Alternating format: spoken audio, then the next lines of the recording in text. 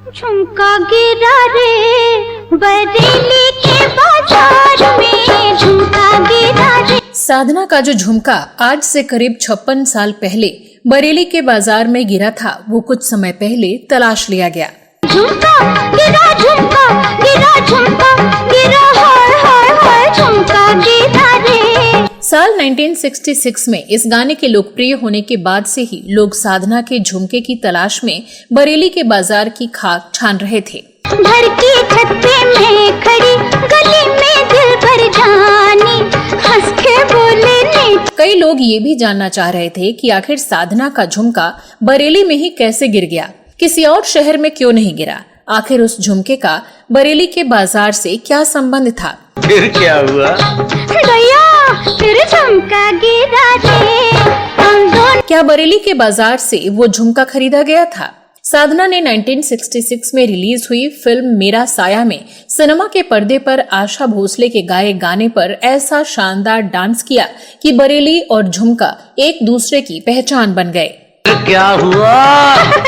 फिर झुमका गिरा रे, मैं क्या बोलूं बेकार में। लेकिन उसके बाद से ही ये सवाल पूछा जाने लगा कि उस गाने में बरेली का जिक्र क्यों आया, जबकि बरेली कभी भी झुमके के लिए मशहूर नहीं था और न ही फिल्म की कहानी में बरेली का दूर दूर तक जिक्र था। हाँ, ये अलग बात है कि इस गाने के मशहूर होने के बाद बरेली का बाजार मशहूर हो गया।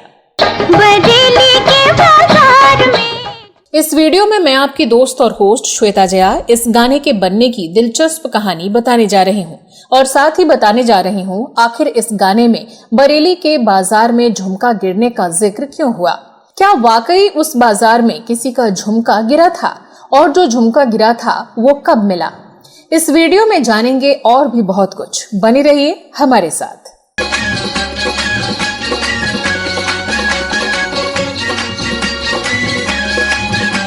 दोस्तों, फिल्म मेरा साया के मशहूर गाने झुमका गिरा रे का संगीत दिया था मदन मोहन ने। इस गाने को गाया था आशा भोसले ने और गाने को लिखा था गीतकार राजा मेहदी अली खान ने। इस गीत के बनने की कहानी भी उन्हीं से शुरू होती है। राजा मेहदी अली खान अक्सर बरेली जाया करते थे। राजा मेहदी साहब और अमिताभ बच्चन के पिता हरिवंश राय बच्चन और अमिताभ बच्चन की माता तेजी बच्चन की मोहब्बत की गवाह बरेली शहर ही था। तेजी लाहौर के खजान सिंह सरदार की बेटी थीं, जिनका नाम था तेजी सूरी। हरिवंश राय बच्चन उस दौर में अपनी पहचान बना चुके थे। साल 1941 में क्रिसमस की छुट्टियां चल रही थीं। कुछ वक्त पहले ही हरिवंश राय बच्चन अपने पिता और पहली पत्नी दोनों को खो चुके थे। अंदर से पूरी तरह टूट चुके हरिवंश राय बरेली में अपने दोस्त प्रोफेसर ज्योति प्रकाश की सिविल लाइंस कंपनी बाग के पास स्थित घर पहुंचे। हरिवंश राय बच्चन की नौकरी भी बरेली कॉलेज में लगी थी, लेकिन उन्होंने ज्वाइन नहीं की थी। बहरहाल हरिवंश राय बच्चन के अलावा प्रोफेसर ज्योति प्रकाश साहब के घर में एक दूसरी मेहमान भी थी। ये मेहमान कोई और नहीं बल्कि तेजी सूरी थी। हरिवंश राय बच्चन और तेजी सूरी की ये पहली मुलाकात थी। इस मुलाकात का जिक्र करते हुए बच्चन साहब ने लिखा कि उनका रूप पहली नजर में ही किसी को भी अभिभूत करने के लिए काफी था।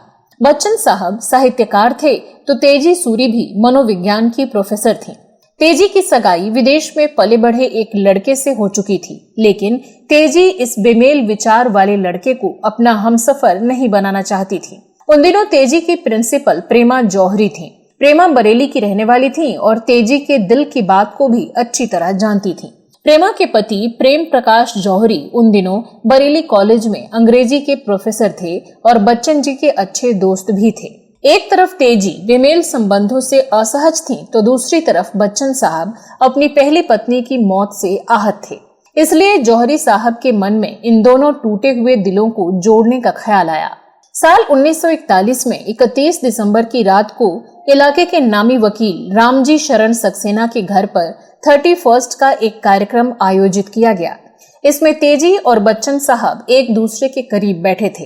रात को जब संगीत समारोह से लौटे तो प्रकाश जी ने बच्चन साहब को नए साल पर एक कविता सुनाने का आग्रह किया। जैसे ही बच्चन साहब ने कविता शुरू की, उसे सुनकर तेजी की आंखें नम हो गईं। कविता थी, उस नयन में बह सकी कब इस नयन की अश्रुधारा। इस कविता को सुनते सुनते तेजी की आंखों में आंसुओं की धारा बहने लगी और बच्चन साहब भी अपने आंसू रोक नहीं पाए। ये देख प्रेमा जौहरी और उनके पति कमरे से बाहर चले गए। बच्चन साहब ने इस घटना का जिक्र करते हुए लिखा है, हम दोनों एक दूसरे के गले से लिपटकर रोने लगे।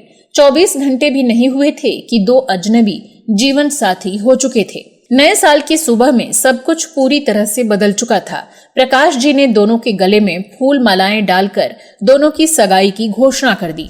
यानी इस तरह तेजी सूरी का झुमका हरिवंश राय के कुर्ते में अटक गया या बरेली के इस बाजार में, इस आलंगन में वो कहीं खो गया। झुमका गिरा रे बरेली के बाजार में, झुमका गिरा रे। इस तरह दोनों का प्यार परवान चढ़ा। उसी दौरान एक कार्यक्रम में राजा मेहदी अली खां भी थे और तेजी और बच्चन साहब भी उसमें शरीक हुए। उस कार्यक्रम में जब तेजी से पूछा गया कि ये सब कब तक चलेगा, दोनों कब शादी के बंधन में बंधेंगे, तब तेजी ने बड़े ही खूबसूरत अंदाज में कहा कि मेरा झुमका तो बरेली के बाजार में गिर गया है। अब इसका अर्थ कुछ भी हो सकता है, जैसे दोनों ने सगाई तो कर ली है, अब फेरे भी लगा लेंगे। मेहदी साहब के जहन में ये किस्सा बसा हुआ था। 25 साल बाद जब मेरा साया फिल्म के लिए गीत लिखने की बात चली तो मेहदी साहब को ये किस्सा याद आ गया और तेजी के झुमके पर उन्होंने साधना पर फिल्माया गया मशहूर गीत झुमका गिरा रे बरेली के बाजार में लिख डाला।